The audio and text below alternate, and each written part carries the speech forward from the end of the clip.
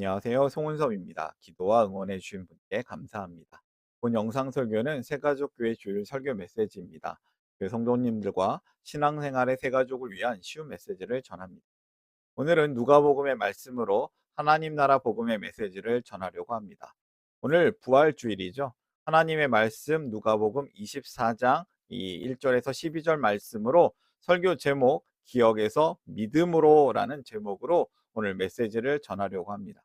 오늘 설교에 대한 궁금함과 기대감을 가지고 메시지로 함께 들어가 보겠습니다. 먼저 같이 성경을 읽겠습니다. 누가복음 24장 7절 말씀 새번역 성경으로 함께 읽어볼까요? 인자는 반드시 죄인의 손에 넘어가서 십자가에 처형되고 사흘째 되는 날에 살아나야 한다고 하셨다. 예수님의 부활을 기념하는 주일, 오늘은 부활주일입니다. 예수님께서 죽음을 이기시고 부활하신 날을 기념하는 것이죠. 예수님의 부활의 의미를 담아서 오늘의 메시지를 전하고자 합니다. 이야기는 이렇게 시작됩니다. 예수님께서 사람들에 의하여 죽임을 당하셨습니다. 어떤 나쁜 제자는 예수님을 팔았고 믿었던 제자마저도 예수님을 모른다 하고 맹세까지 합니다. 다른 제자 모두 흩어져 버렸습니다. 그러니까 지도자가 죽었고요. 제자들이 모두 배신을 하였습니다. 모든 것이 잘못되었고 더 이상 희망이 없어 보입니다. 이러한 절망의 순간에 예수님께서 부활하신 것입니다. 가장 큰 절망에서 가장 큰 희망으로 다시 사셨습니다. 예수님의 이야기를 어떤 사람은 신화다, 동화다, 미스터리다라고 얘기를 하는데요. 그걸 한번 살펴보겠습니다. 신데렐라 이야기 아시죠? 신데렐라는 어려서 부모님을 잃고요. 새엄마와 새언니들에게 구박을 받았습니다. 이것은 동화죠. 버뮤다 삼각지대 혹시 아세요? 미국 플로리다 해협에는 이 버뮤다 삼각지대라는 지역이 있는데 그곳에서 많은 배들과 비행기가 실종되는 일이 발생했다고 합니다. 지금까지도 명확한 원인이 밝혀지지 않는 사건들이 많습니다. 이것은 모르니까 미스터리죠. 고대 그리스에는 제우스, 아폴론, 포세이돈, 헤라 등 많은 신들이 있었습니다. 이 이야기는 신화입니다. 그럼 마지막 이야기, 예수님의 부활이에요. 예수님은 십자가에서 달려 죽으셨고 죽은 지 3일 만에 부활하셨습니다. 이 예수님의 이야기는 신화도 아니고 동화도 아니고 미스터리도 아닙니다. 이것은 사실입니다. 이 진실이라는 것이죠. 예수님의 부활은 사건입니다. 이 땅에서 일어난 가장 놀랍고 영광스러운 은혜로운 사건입니다. 실제로 일어난 일이며 그것을 본 수많은 증인이 있었고 그 일을 자세하게 기록한 사람들도 있었습니다. 예수님의 부활은 그 목적이 분명한 실제로 일어난 놀라운 사건입니다. 오늘은 그것을 기념하는 부활 감사주일인 것이죠. 오늘 설교를 위한 세 가지 질문을 준비했습니다. 이해하기 쉬운 질문이며 답도 쉽습니다. 메시지를 듣는 분들에게 도움이 되는 질문이 되었으면 합니다. 첫 번째 질문이에요. 누가복음 말씀에서 여인들이 무덤에 간 이유는 무엇인가? 말씀을 읽어볼까요? 갈릴리에서부터 예수를 따라다닌 여자들이 뒤따라가서 그 무덤을 보고 또 그의 시신이 어떻게 안장되었는지를 살펴보았다. 그리고 그들은 집에 돌아가서 향료와 향유를 마련하였다. 여인들은 계명대로 안식일에 쉬었다. 이래에 일주일 후에 첫날 이른 새벽에 여자들은 준비한 향료를 가지고 무덤으로 갔다. 여인들은 예수님의 시신에 향료와 향유를 바르기 위해 무덤에 간 것입니다. 시신을 처리하기 위해서 존경하는 마음을 담아서요. 누가복음 23장 56절에서 24장 1절에 따르면 이들은 안식일이 지나자마자 준비한 향료와 향유를 가지고 매우 이른 아침에 무덤을 찾아갑니다.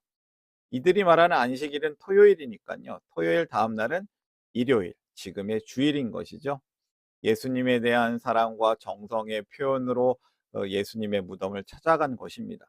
사랑하는 마음, 사랑의 기억으로 무덤에 갑니다. 사랑은 있었지만 믿음은 없었어요. 그들의 머리에는 아직도 예수님이 부활하신다는 말씀은 기억나지 않았습니다. 그런데 여러분 분명히 알아야 될 것은 예수님은 진짜 죽으셨다는 거예요. 마태복음 말씀을 보면요.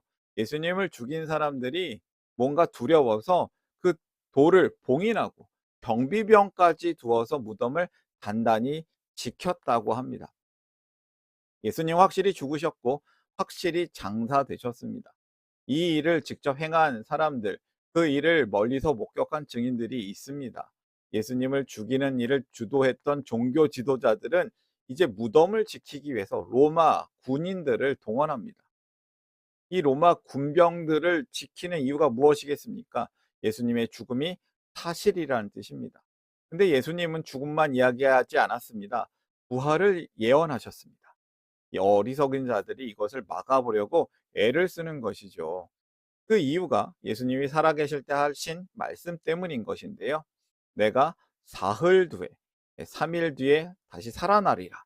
이 말을 기억하는 종교 지도자들은 예수님의 무덤을 봉인하고 경비병에게 지키게 합니다. 드디어 예수님께서 말씀하신 사흘이 되었던 것이죠. 첫 번째 메시지로 한번 정리하겠습니다. 예수님의 죽음은 사실이다. 예수님의 죽음은 예수님의 뜻이었습니다. 왜냐하면 예수님이 예언하셨기 때문이죠. 두 번째 질문으로 가겠습니다. 예수님의 무덤은 어떤 상태였나? 누가복음 말씀 보겠습니다. 2절부터 3절. 그들은 무덤 어귀를 막은 돌이 무덤에서 굴러져 나간 것을 보았다. 그들이 안으로 들어가 보니 주 예수의 시신이 없었다. 예수님의 무덤이 비어 있었습니다. 안식 후 첫날 새벽, 그러니까 첫날 일요일 새벽에 막달라 마리아와 야고보, 요셉의 어머니 마리아가 예수님의 시신에 향유, 향품을 바르기 위해서 예수님의 무덤으로 향했습니다. 그들이 무덤에 도착했을 때 예수님의 무덤이 비어 있었던 것입니다. 무덤에 돌이 굴러져 있었고 시신이 없었습니다. 이것은 단순한 도난이 아니라 실수가 아닌 예수님이 부활하셨다는 증거입니다. 경비병들이 있었잖아요.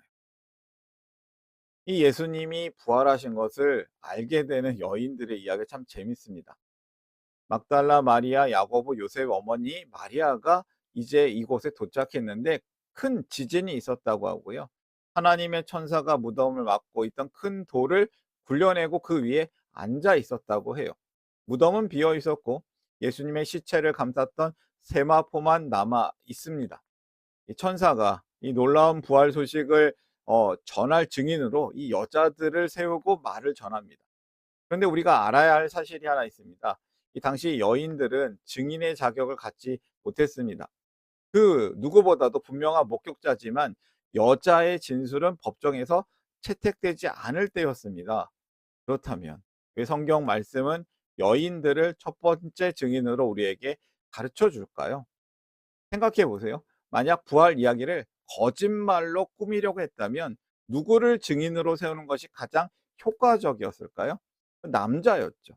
그리고 예수님의 최측근 제자들을 세우면 되는 겁니다. 근데 성경은 오히려 여인들을 증인으로 하여서 이 놀라운 소식을 전해주고 있습니다. 이것이 거꾸로 말하면 꾸며내거나 거짓된 이야기가 아니라는 것이죠. 사실을 적었기 때문에 그냥 그대로 여인들이 증인이 되는 거예요. 첫 번째 증인들이 되는 거예요. 이 증인들에게 천사가 말하고 있는 장면입니다. 우리 두 번째 메시지를 한번 정리해 볼까요? 예수님의 부활도 사실입니다. 예수님의 부활은 진실된 증인이 있습니다. 가장 약자였던 여인들이 증인이었습니다. 세 번째 질문으로 가겠습니다.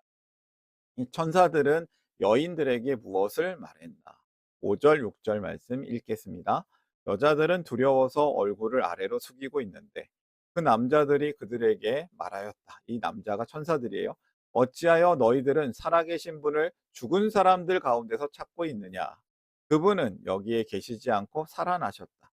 갈릴리에 계실 때에 너희들에게 하신 말씀을 기억해 보아라. 천사들은 여인들에게 예수님의 부활을 선언하였습니다. 살아계신 분을 죽은 사람들 가운데서 찾고 있느냐? 여기 없다. 살아나셨다. 그분 말씀을 기억하라. 천사들은 여인들에게 예수님의 부활을 가르쳐 줍니다. 그리고 기억하라라고 강조하는 것이죠. 여인들은 무덤에서 부활하신 예수님을 찾을 수 없다는 사실을 알게 되었고, 그분이 말씀하신 대로 다시 살아나셨다는 소식을 듣게 되는 장면입니다. 우리 생각에 죽은 사람이 다시 살아날 수 있나요? 혹시 보신 적 있나요? 들어보신 적 있나요? 거의 그럴 수 없습니다. 아니, 한 번도 그런 적이 없습니다. 하지만 예수님은 하나님이십니다. 죽은 자도 살릴 수 있는 능력이 있으신 분이십니다. 예수님은 죽은 나사로를 살리신 적이 있을 뿐만 아니라 예수님 자신도 죽임을 당할 것이지만 3일 만에 다시 살아날 것이라고 말씀해 주셨습니다. 그분의 말씀 천사를 통해 전해집니다. 여러분, 그 누가복음 말씀에 여러 번, 또 마태복음이나 마가복음 말씀에도 나와 있는데요. 예수님의 말씀에 분명히 자신의 죽음과 부활을 말씀하셨습니다. 인자가 반드시 많은 고난을 받고 장로들과 대제사장들과 율법 학자들에게 배척을 받아 죽임을 당하고서 사흘날에 살아나야 한다. 그들은 채찍질한 뒤에 그를 죽일 것이다.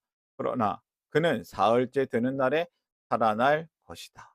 예수님의 말씀이 있었습니다. 이 말씀을 기억합니다. 그리고 그 말씀을 믿습니다. 전하게 되는 겁니다. 기억은 믿음을 낳습니다. 말씀을 기억한 여인들은 즉시 제자들에게 돌아가서 그 소식을 전합니다. 이전에는 무덤을 향하던 발걸음이 이제는 복음을 향한 발걸음이 됩니다. 말씀을 기억한 여인들은 그 말씀을 증언하는 사람들로 변화되었습니다. 예수님은 그분의 말씀대로 부활하십니다. 그리고 나중에는 이 제자들에게 소식을 전하기 위해 달려가는 여인들 앞에도 나타나시는데요. 예, 마태복음 말씀에 좀 나오는 게 있어요. 이제 여인들은 완벽한 증인이 되는 것이죠. 처음에는 죽음을 보았고 빈 무덤도 보았고 나중에는 부활하신 예수님을 보았습니다. 만났습니다. 여러분, 세 번째 메시지를 정리하겠습니다. 예수님 부활의 증인이 돼. 예수님을 믿는 자에게 영원한 생명이 있습니다. 예수님을 믿는 자에게는 하나님 나라가 있습니다. 이 여인들은 완벽한 증인이 된 것입니다. 예수님은 왜 죽었다가 다시 살아나셔야만 했을까요? 우리가 여러 번 말씀을 드렸지만 그것은 예수님을 믿는 우리에게 영원한 생명을 주시기 위해서입니다. 그것은 영원한 하나님 나라를 우리에게 주시는 것입니다. 예수님께서는 우리를 대신하여 우리의 죄값을 치르시고 십자가에 달려 죽으셨습니다. 또한 예수님은 죽음에서 부활하셨습니다. 누구든지 그 예수님을 믿는 자는 먼저 부활하신 예수님처럼 또 부활하여서 영원한 생명을 얻습니다. 무덤을 찾았던 여인들이 예수님의 부활을 목격한 첫 증인들이 되었습니다. 여러분, 그 여인들은 놀라운 증인들인 것이죠. 우리도 예수님을 믿음으로 부활의 증인이 될 수 있습니다. 제자들에게 부활 소식을 전하러 가는 여인들에게 두려움과 무서움도 있었지만 이전에 없었던 큰 기쁨이 넘쳤습니다. 이때 잠시 예수님의 부활을 믿는 사람과 믿지 않는 사람들이 나누어지는 것이죠. 말씀을 기억하는 것의 차이, 믿음의 차이가 조금은 생겨났습니다. 그러나 그 믿음이 과정인 것이죠. 의심하는 믿음이 확신하는 믿음으로 가는 과정이었습니다. 누가복음 24장 11절 이후에 나오는 사도들과 베드로의 반응은 매우 사실적인 모습입니다. 사도들은 처음에 부활을 믿지 못했습니다. 여자들의 말을 무시했습니다. 이것은 인간의 불신앙과 현실 중심적인 한계를 보여주는 것이죠. 그러나 베드로는 직접 확인하러 하는 확인 행동을 했고 예수님의 부활을 믿기 시작하는 과정을 보여줍니다. 이런 사람들의 내면적인 갈등과 믿음의 여정을 사실적으로 보여주는 아주 중요한 부분이기도 합니다. 처음 이 말을 들었던 사도들은 이 말을 허탄한 말로, 허무한 말로 여깁니다. 믿을 수가 없는 말이었습니다. 그러나 베드로가 달려가서 확인해 보고 싶은 마음이 생깁니다. 무덤에 도착한 베드로는 예수님의 시신을 보지 못했고 시신을 감쌌던 세마포만 봅니다. 그리고 이상하게 여깁니다. 완전한 믿음은 아니었지만 그는 믿음의 여정을 시작합니다. 회복의 여정을 시작합니다. 기억하고요. 또 예수님을 소망하고요. 확인하고 깨닫고 믿음에 가는 이 과정들이 베드로의 모습이고 우리의 모습이기도 합니다. 오늘의 메시지를 한번 정리해 보겠습니다. 세 가지로 정리할게요.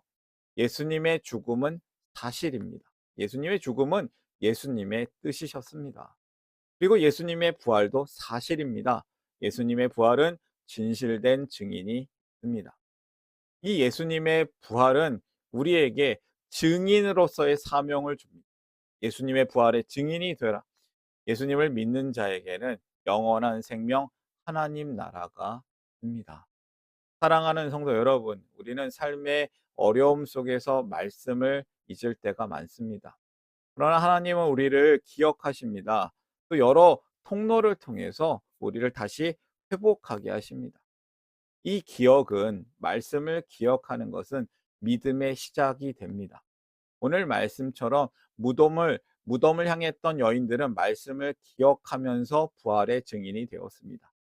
우리도 이런 어려움과 또 고난의 이 무덤을 떠나서 다시 말씀을 붙들고 살아계신 주님을 증거하는 사람으로 살아야겠습니다. 기억에서 믿음으로 나아가는 이 부활의 감사주일에 이 말씀을 기억하면서 부활의 주님과 함께하는 우리가 되기를 소망합니다. 오늘의 말씀을 마음에 담고 함께 결단하면서 기도하기를 원합니다. 기도하겠습니다. 당신의 선한 일을 위하여 우리를 작품되게 하시고 새로운 가족 되게 하시고 새로운 삶을 살게 하시네. 사랑의 하나님 아버지, 우리 마음에 계신 하나님 아빠 하나님, 절망 속에서 하나님께서는 우리에게 소망을 주셨습니다. 예수님의 죽음은 사실입니다. 예수님의 부활도 사실입니다. 예수님의 부활의 증인이 되기를 소망합니다. 우리가 고난 가운데 있을 때 예수님의 십자가와 부활을 기억하게 하시옵소서. 우리의 삶 속에 있는 무덤 같은 현실 속에서도 살아계신 주님과 함께 잘 살아내기를 기도합니다. 우리가 이제는 그 예수님의 사랑을 전하면서 부활의 증인으로 살기를 소망합니다. 우리를 하나님 나라의 백성으로 살게 하시는 하나님께 감사를 드리며 죽음을 이기신 부활하신 예수님의 이름으로 기도드립니다. 아멘. 하나님 나라 여기 있네. 하나님 나라 함께 사네. 예수님 노래합니다. 예수님 찬양합니다.